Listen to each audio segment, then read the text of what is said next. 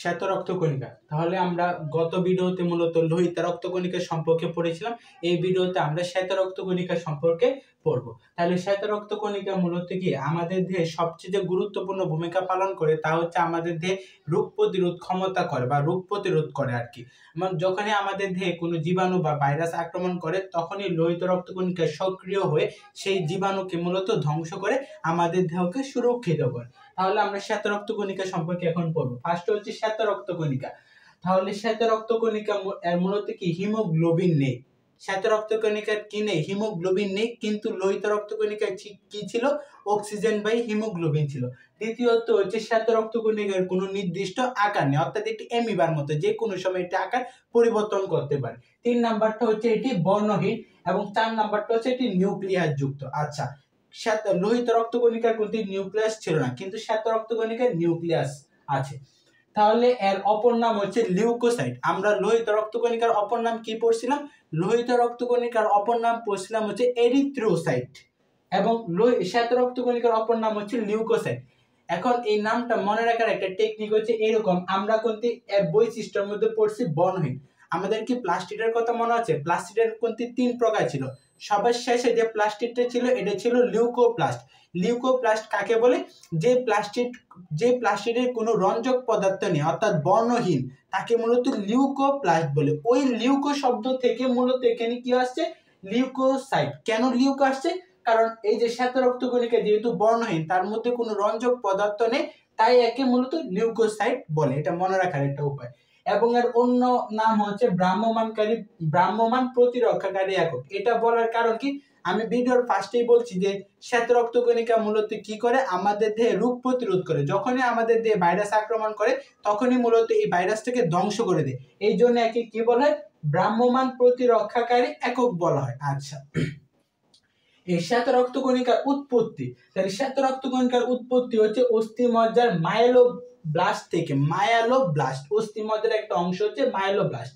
আচ্ছা, এবং এটি সৃষ্টি হওয়ার প্রক্রিয়াকে লিউকোপয়েসিস বলে। আমি গত ভিডিওতে বলছিলাম এই চ্যাপ্টারে যখনই কোনো পয়েসিস শব্দটি থাকবে, তখন আমরা বুঝবো এটা উৎপন্ন হওয়ার একটা প্রক্রিয়াকে বুঝেছে। যেমন আমরা লোহিত রক্তকণিকা উৎপন্ন হওয়ার প্রক্রিয়াকে কি পড়ছিলাম? এরিথ্রোপয়েসিস। এই যে পয়েসিস কথাটা সব জায়গায় আছে, এটা আমার মনে রাখতে হবে। লোহিত রক্তকণিকা উৎপন্ন হওয়ার প্রক্রিয়াকে এরিথ্রোপয়েসিস বলে, এবং শ্বেত রক্তকণিকা উৎপন্ন হওয়ার প্রক্রিয়াকে কি বলে? লিউকোপয়েসিস বলে। আচ্ছা, এর সংখ্যা কত? এর সংখ্যা হচ্ছে 4 থেকে 11,000। এখানে মূলত স্ত্রীর দেহে কত বা পুরুষের দেহে কত এই সম্পর্কে কোনো তথ্য দেওয়া নেই, জাস্ট বলা আছে যে এর সংখ্যা হচ্ছে 4 থেকে 11,000, গড়ে 7,500। এবং আরবিসি বা লোহিত রক্তকণিকা এবং শ্বেত রক্তকণিকার অনুপাত হচ্ছে 600:1 অথবা 700:1। মূলত বিগত সালের বই ছিল 700:1, এবং বর্তমান যে নিউ এডিশনের যে বই, এটার মধ্যে হচ্ছে 600:1। দুটাই মনে রাখার দরকার আর কি। এই ইনফরমেশন গুলো বই আছে, এবং বই কোন লাইনটা মূলত কোন লাইন থেকে ইনফরমেশন গুলো নেওয়া হয়েছে, এগুলো মূলত বইয়ে দাগানো আছে। এই ভিডিওর মধ্যে আমি ওই বইয়ের ছবিগুলো আমি অ্যাড করে দেবো। দেন আমরা শ্বেত রক্তকণিকা যদি স্বাভাবিকের চেয়ে বেড়ে যায় তখন কি হয়, স্বাভাবিকের চেয়ে কমে গেলে কি হয়, বা অত্যাধিক হারে যদি বেড়ে যায় তখন কি হয়, এই সম্পর্কে জানবো। এবং আমরা প্রথম ভিডিওতে মূলত বা সেকেন্ড ভিডিওতে আমরা কি দেখিয়েছিলাম? যে রক্তকণিকাকে ভাগ করেছিলাম আমরা, তার মধ্যে একটা অংশ ছিল শ্বেত রক্তকণিকা। শ্বেত রক্তকণিকাকে ভাগ করার পর আমরা neutrophil, eosinophil, basophil, lymphocyte, monocyte সম্পর্কে আমরা হালকা একটু বেসিক আইডিয়া নিয়েছিলাম।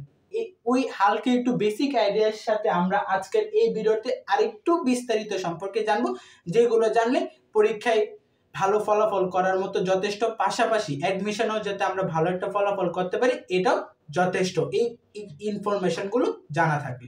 সো এখন আমরা নেক্সট স্লাইডে চলে যাই। ফার্স্ট অফ অল আমাদেরকে বুঝতে হবে যে হোয়াইট ব্লাড সেল অর্থাৎ শ্বেত রক্তকণিকা স্বাভাবিক বলতে কতটুকু বোঝানো হচ্ছে? 4 থেকে 11,000। আমরা মূলত পূর্ববর্তী স্লাইডে জেনেছিলাম যে শ্বেত রক্তকণিকার সংখ্যা হচ্ছে 4 থেকে 11,000। তাহলে শ্বেত রক্তকণিকার সংখ্যা স্বাভাবিকের চেয়ে যদি বেড়ে যায় তখন তাকে লিউকোসাইটোসিস বলে। আচ্ছা, শ্বেত রক্তকণিকার সংখ্যা স্বাভাবিকের চেয়ে কমে গেলে তাকে লিউকোপেনিয়া বলে। আচ্ছা, শ্বেত রক্তকণিকার সংখ্যা স্বাভাবিকের চেয়ে অত্যাধিক হারে বেড়ে গেলে তাকে লিউকোমিয়া বা ব্লাড ক্যান্সার বলে। আচ্ছা, তাহলে এখানে কিন্তু একটা জিনিস মনে রাখার একটা সহজ টেকনিকে মনে রাখা যায়। কি কি? ফার্স্টেরটাও লিউকো, পরেরটাও লিউকো, পরেরটা লিউকে। আচ্ছা, তাহলে আমরা পড়ছিলাম না যে শ্বেত রক্তকণিকার অপর নাম কি? লিউকোসাইট। তাহলে যেহেতু লিউকোসাইট, যদি সাপোজ আমাকে বলে লিউকোসাইটোসিস কাকে বলে, তখন আমি তো চিন্তা করতে পারি এটা কি লোহিত রক্তকণিকার অংশ, না শ্বেত রক্তকণিকা, না অনুচক্রিকা। এক ঝটকায় মনে রাখার উপায় কি? লিউকো কথা আছে, এই যে লিউকো আছে, লিউকো আছে, লিউকো আছে, এই লিউকো দ্বারা বুঝবো এগুলো শ্বেত রক্তকণিকাকে নির্দেশ করতেছে, এবং শ্বেত রক্তকণিকার সংখ্যার আপ ডাউন হলে কোন ধরনের রোগ হয় এটিকে নির্দেশ করতেছে। তাই এভাবে মনে রাখতে হবে যে লিউকোসাইটোসিস, লিউকোপেনিয়া, লিউকোমিয়া। তাহলে যদি আমরা শ্বেত রক্তকণিকা সম্পর্কে জানতে চাই, তাহলে আমরা শ্বেত রক্তকণিকার প্রকারভেদ করেছিলাম, যেগুলোকে আমরা দানাদার যেগুলো, এগুলোকে আমরা তিনটা ভাগে ভাগ করেছিলাম, নিউট্রোফিল, ইউসিনোফিল, বেসোফিল, এবং যেগুলো দানাবিহীন মানে যেগুলোর মধ্যে দানা নেই তাদেরকে আমরা দুইটা ভাগে ভাগ করেছিলাম, একটা হচ্ছে লিম্ফোসাইট, একটা হচ্ছে মনোসাইট। তখন ফার্স্ট ভিডিওতে বা সেকেন্ড ভিডিওতে যখন আমরা এদেরকে শ্রেণী বিভাগ করেছিলাম, তখন এই যে এই পাঁচটা সম্পর্কে আমি একটু ধারণা দিয়েছিলাম বা একটু তথ্য শেয়ার করেছিলাম, ওগুলো গুরুত্বপূর্ণ।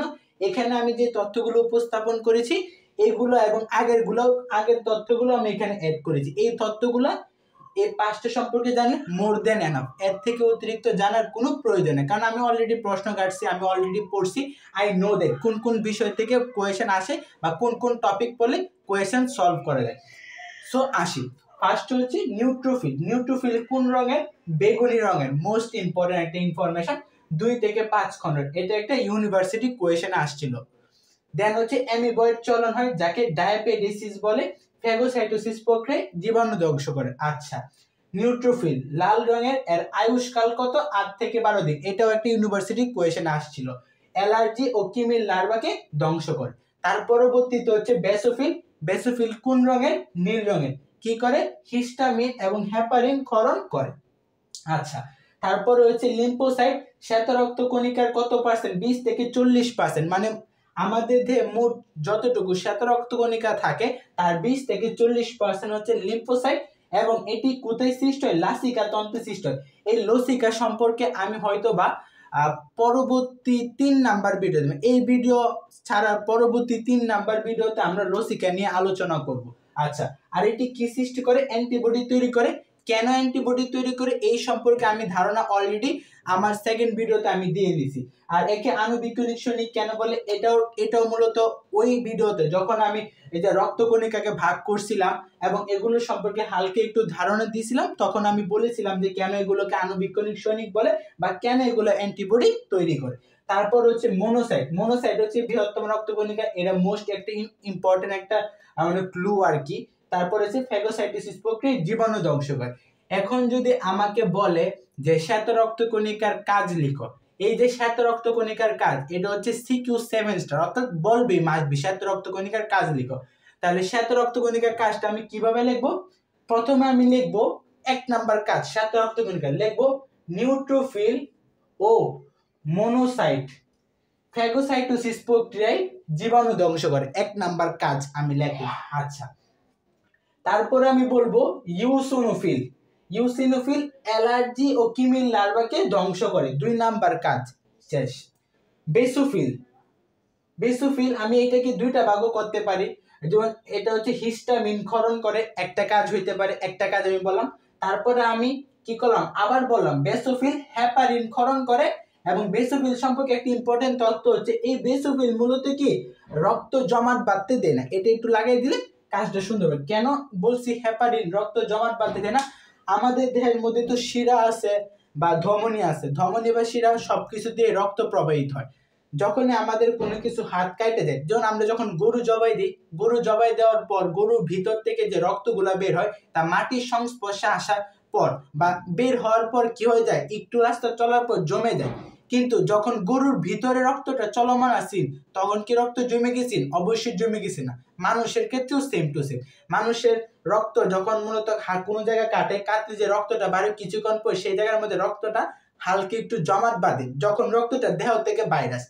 কিন্তু দেহের ভেতর কিন্তু রক্ত চলমান, রক্ত কোনো জায়গায় জমাট বাঁধে না। কেন জমাট বাঁধে না?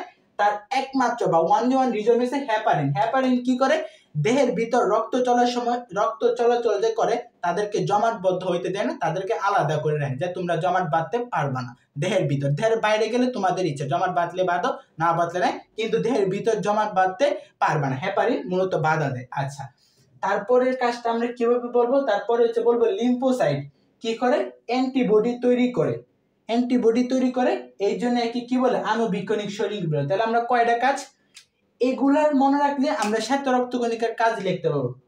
1 নাম্বার কাজ লিম্ফোসাইট মনোসাইট, একটা কাজ, 2টা কাজ, 3টা, 4টা, 5টা, 6টা কাজ লিখলে মোর দেন এনাফ। ওকে, তাহলে এগুলো যদি আমি মনে রাখতে পারি তাহলে শ্বেত রক্তকণিকার কাজ কি এগুলো আমি পারবো। তাহলে শ্বেত রক্তকণিকার সম্পর্কে যাবতীয় ইনফরমেশন মূলত শেষ, এগুলো মনে রাখলে মোর দেন এনাফ। কিন্তু এই যে লিম্ফোসাইট সম্পর্কে বইয়ে একটু বিস্তারিত দেওয়া আছে। কি দেওয়া আছে?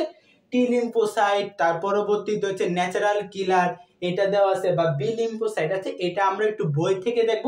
এবং এই ইনফরমেশন গুলা লিখলে লেখা যেতে পারে খাতার মধ্যে, বা বইয়ে এই ইনফরমেশন গুলো আছে, অথবা বই একটু বিস্তারিত ভাবে দেওয়া। জাস্ট যে ইম্পর্টেন্ট লাইনগুলো মনে রাখা দরকার, এই ইম্পর্টেন্ট লাইনগুলো আমি এখানে তুলে ধরছি। এবং এই সম্পর্কিত যত ইনফরমেশন আছে বইয়ের মধ্যে, বই আমি দাগাইছি, এই পিক বা ছবিগুলো আমি ভিডিওর মধ্যে অ্যাড করে দেব। এখন আমরা বইয়ে চলে যাব, এবং বইয়ে গিয়ে আমরা লিম্ফোসাইট সম্পর্কে যে একটু এক্সট্রা ইনফরমেশন বই অ্যাড করা আছে এটা আমরা দেখব। এখন যদি আমরা বইয়ের দৃষ্টিকোণ থেকে দেখি যে আমরা যে বৈশিষ্ট্যটা পড়েছিলাম যে লিম্ফোসাইটের ক্ষেত্রে কেন একে আণুবীক্ষণিক সৈনিক বলা হয়, এখানে মূলত একটু আণুবীক্ষণিক সৈনিক কেন বলা হয় এই সম্পর্কে কোনো তথ্য দেওয়া নেই, কিন্তু আমরা আগেই বলেছি। দেন আমরা যেটার কথা বললাম আর কি, লিম্ফোসাইট সম্পর্কে বই একটু অতিরিক্ত তথ্য, টি লিম্ফোসাইট বা বি কোষ বা বি লিম্ফোসাইট বা ন্যাচারাল কিলার সেল আর কি। তাহলে টি লিম্ফোসাইট এগুলো জাস্ট যা ইনফরমেশন এনে উল্লেখ করা বা বক্স করা আছে সব হচ্ছে এমসিকিউর জন্য, মোর দেন ইম্পর্টেন্ট, সিকিউর জন্য না। তাহলে টি লিম্ফোসাইট কোথা থেকে সৃষ্টি হয়? থাইমাস গ্রন্থির থাইমোসাইট থেকে সৃষ্টি হয়। আচ্ছা, তাহলে এটা কি করে? টি লিম্ফোসাইট হচ্ছে জীবাণু ধ্বংস করে। বি লিম্ফোসাইট কি করে? অস্থিমজ্জার হিমাটোপয়েটিক মাতৃকোষ থেকে উৎপন্ন হয়।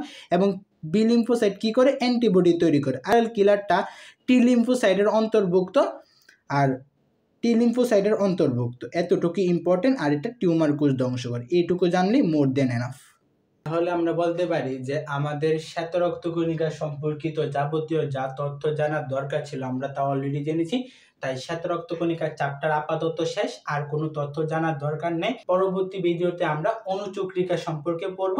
দেন অণুচক্রিকা পর্যন্ত পড়লে আমাদের এই রক্তকণিকা শেষ হয়ে যাবে বা রক্তরস শেষ হয়ে যাবে। অর্থাৎ এই চ্যাপ্টারের প্রায় বলতে গেলে আমরা 3টা মোস্ট ইম্পর্টেন্ট টপিক আর কি যদি আমরা বিভক্ত করি, তাহলে এটা 4টা টপিক আর কি মোস্ট ইম্পর্টেন্ট, এর মধ্যে আমরা 25% শেষ করে ফেলছি আর কি।